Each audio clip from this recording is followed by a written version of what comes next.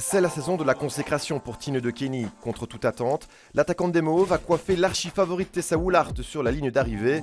De Kenny remporte le premier soulier d'or d'une jeune carrière déjà riche, de nombreuses récompenses collectives avec Anderlecht.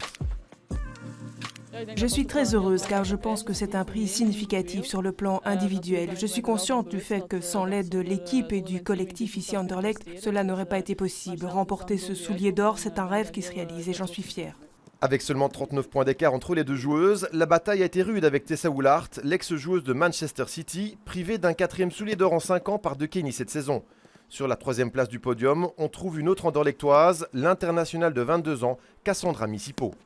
Être déjà si haut, c'est magnifique. Je suis encore jeune, j'ai encore beaucoup de moments pour me montrer. Mais c'est déjà merveilleux d'être 3e. Et aussi, merci à tout le monde qui a voté pour moi parce que, oui, à une jeune âge comme ça, c'est magnifique.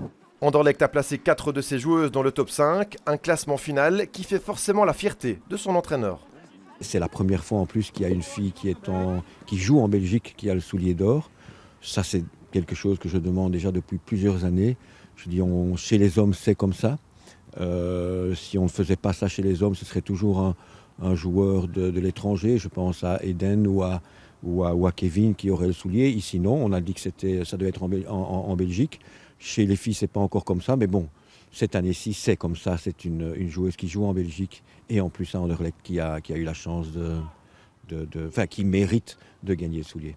3 fois championne de Belgique avec Anderlecht, meilleure buteuse des qualifications pour l'Euro avec les Red Flames, De Kenny peut compter sur sa taille et son jeu de tête pour faire la différence dans les rectangles adverses. Le but pour les Red Flames, le but pour la Belgique, 1-0 face à la Suisse. Plutôt timide de nature, elle fait officiellement son entrée dans la cour des grandes et nourrit encore beaucoup d'ambition pour le futur. Mon premier objectif est de remporter un 4e titre consécutif avec Anderlecht cette saison. Je veux aussi gagner la coupe et bien préparer l'Euro avec les Red Flames pour y faire bonne impression. Nous sommes qualifiés, mais maintenant nous devons montrer au monde entier qui nous sommes et prouver que les Red Flames ne sont pas qualifiés pour l'Euro en Angleterre par hasard. L'Angleterre, un pays que se verrait bien rejoindre De Kenny plus tard dans sa carrière. À 23 ans, l'Anderlechtoise vit encore chez ses parents et travaille dans un magasin en tant qu'employée. Pas de contrat professionnel pour la soulier d'or, preuve que le football belge féminin a encore du chemin à accomplir. Première chose, c'est que les salaires des filles soient augmentés. Dès que les filles seront augmentées, on pourra s'entraîner en journée. Maintenant, on doit toujours s'arranger. Est-ce que vous travaillez ce soir, jusqu'à quelle heure? Parce qu'elles n'ont pas toujours un travail régulier. Certaines sont dans l'ORECA, certaines sont dans un magasin de sport. Donc, on doit toujours savoir à quelle heure vous avez terminé pour pouvoir dire, OK, on fera l'entraînement à cette heure-là. C'est vrai qu'en Belgique, la marge de progression du football féminin est encore grande. Nous avons beaucoup évolué ces dernières années, mais il faut continuer à le faire. En ce sens, la qualification des Red Flames pour l'Euro est une bonne chose. Ça permettra aux consciences d'évoluer certainement au niveau de la compétition belge, d'être plus haut.